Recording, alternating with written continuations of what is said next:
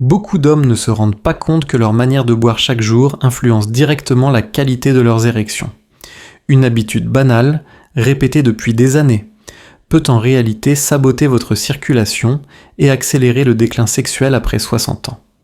Je suis le docteur Lefebvre, urologue depuis plus de 25 ans, et j'ai accompagné des milliers d'hommes confrontés à une baisse progressive de leur vitalité intime.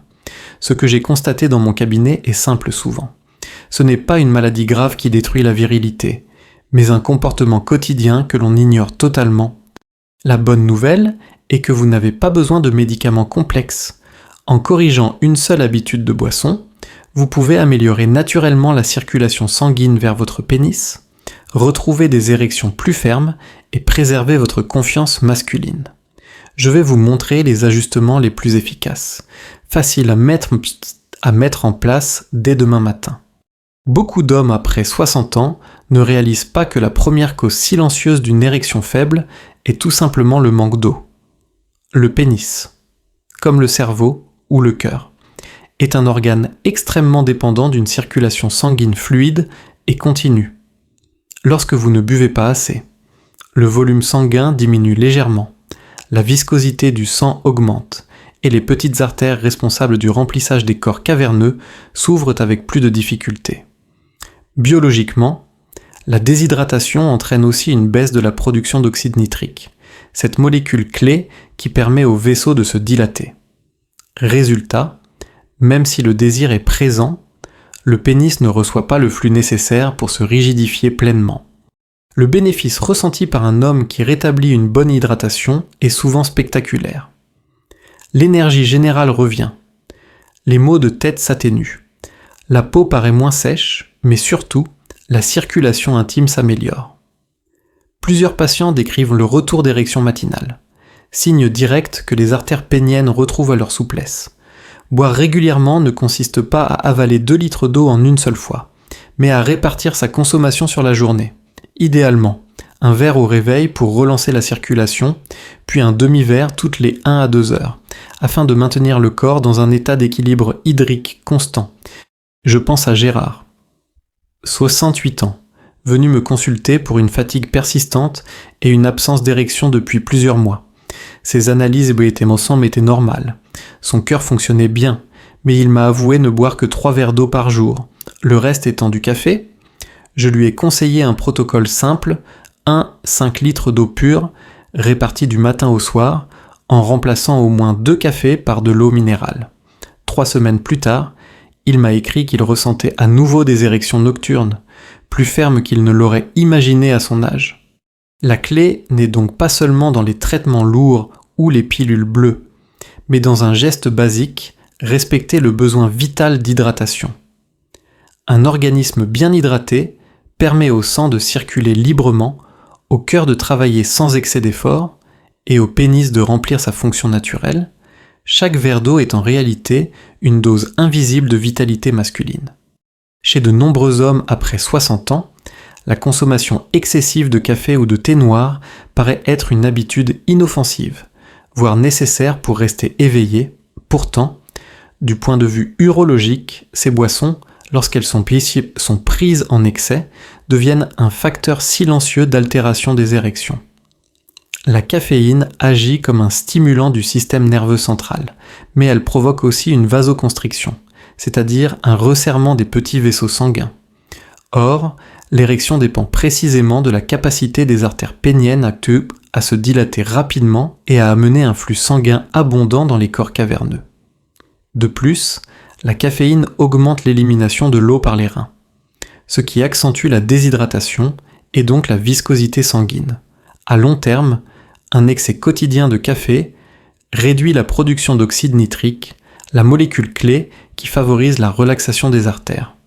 Les conséquences ressenties sont multiples, un cœur qui bat plus vite, un sommeil de moins bonne qualité, mais surtout une perte progressive de la rigidité des érections. Beaucoup d'hommes décrivent des érections plus courtes, moins fermes, et parfois même l'impossibilité de maintenir l'acte sexuel. En réduisant la quantité de café ou de thé fort, le corps retrouve un équilibre hormonal et vasculaire plus favorable.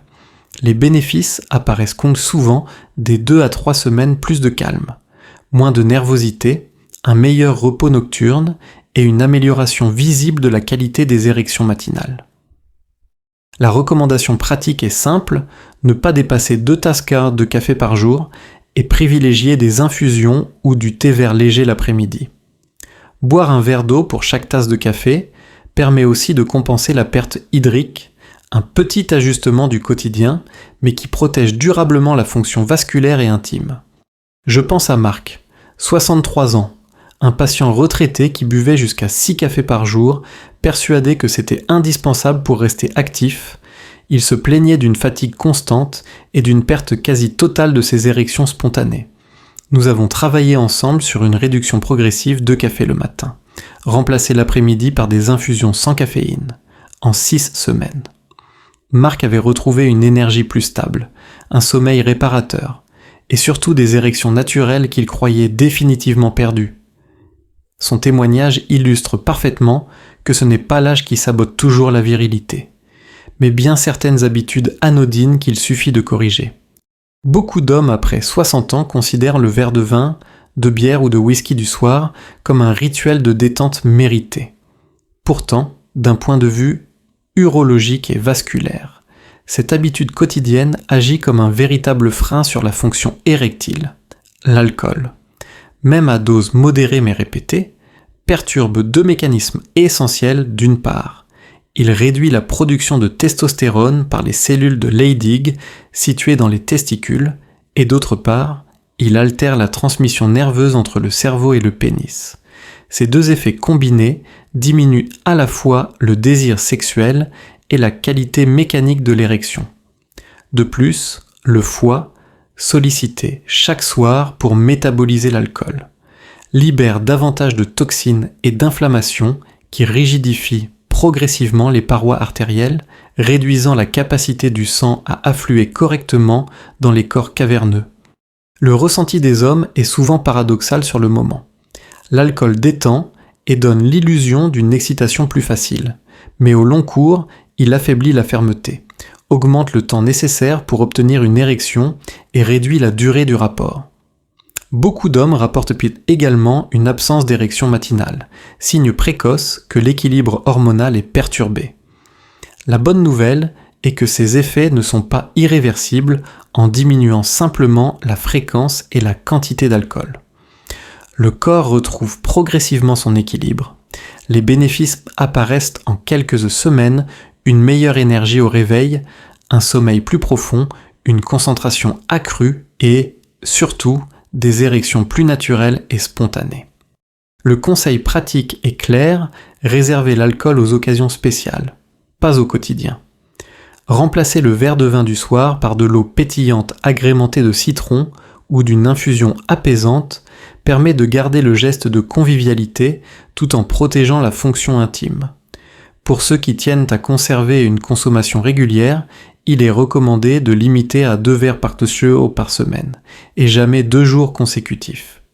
Je pense à Henri, 70 ans, venu consulter pour une fatigue persistante et une vie sexuelle devenue inexistante. Chaque soir, il buvait 2 verres de vin pour se détendre. Je lui ai conseillé de remplacer cette habitude par une eau pétillante et de réserver le vin au repas de famille le week-end. Au bout de 2 mois, Henri m'a confié qu'il se réveillait plus reposé, qu'il avait retrouvé son envie sexuelle et surtout qu'il avait à nouveau des érections nocturnes, plus fermes qu'il n'aurait imaginé à son âge. Son expérience prouve qu'un simple ajustement peut transformer la vitalité intime, sans médicaments. Beaucoup d'hommes ne soupçonnent pas que les sodas, jus industriels et boissons énergétiques font partie des pires ennemis de la fonction érectile après 60 ans.